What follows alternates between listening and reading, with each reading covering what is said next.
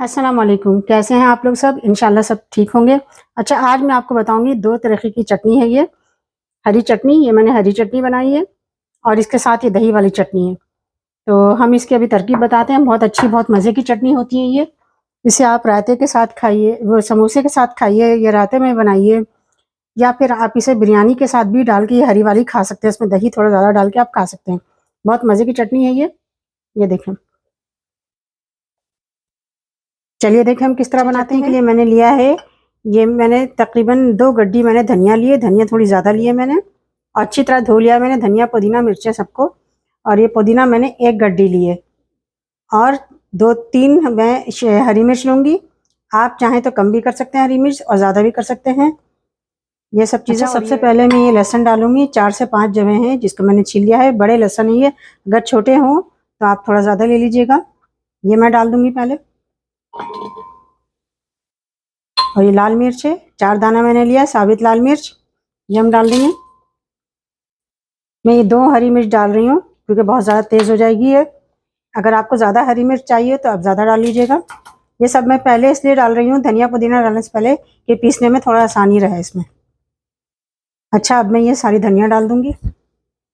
देखिए सारी धनिया मैंने धनिया डाल दी। अब ये पूरी पुदीना डाल दूँगी मैं।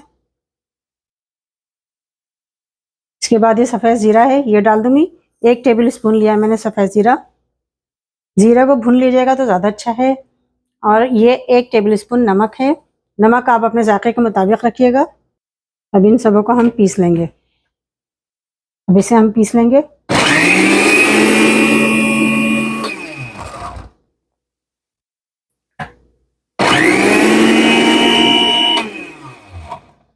अगर ज़रूरत महसूस हो तो 1 से 2 टेबल स्पून पानी डाल दीजिएगा।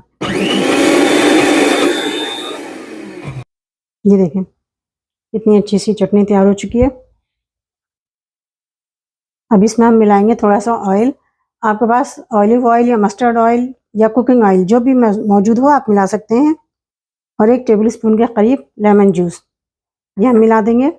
सबको मिक्स कर लेंगे। नमक हम मिला चुके हैं इसमें। ये हमारी बहुत अच्छी सी हरी चटनी, धनिया पुदीने की चटनी तैयार हो चुकी है। अच्छा, दूसरी हरी चटनी जो है हम जो दही के साथ बनाते हैं, हम इस तरह बनाएंगे कि 2 टेबल स्पून हम दही ले लेंगे।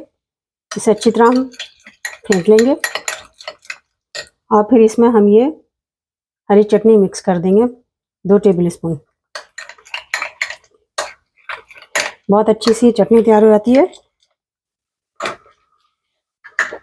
देखें बहुत अच्छी सी दोनों चटनी तैयार हो चुकी है हमारी। आप इसे समोसे के साथ खाएं, रोल के साथ खाएं, किसी भी स्नैक्स के साथ आप यूज़ कर सकते हैं। और ये दही वाली तो बहुत ही मज़े की हो जाती है। ये देखें। और रायता बनाते वक्त एक बात का ज़रूर ध्यान रखा करें कि आप जो इसमें पानी मिलाएंगे वो टैप वाटर नहीं, नलके का पानी नहीं मिलाना है, बल्कि इसमें 2-3 स्पून जो आप मिलाते हैं टेबल स्पून, पीने वाला फ़िल्टर वाला वाटर मिलाया करें। क्योंकि अगर आप बाहर वाला पानी मिलाएंगे, जैसे टैप वाटर मिलाएंगे, तो उससे आपको तकलीफ़ हो सकती है, कोई भी पेट की बीमारी हो सकती है। लिहाजा जब भी रायता बनाएं तो उसमें आप फ़िल्टर वाटर डालें।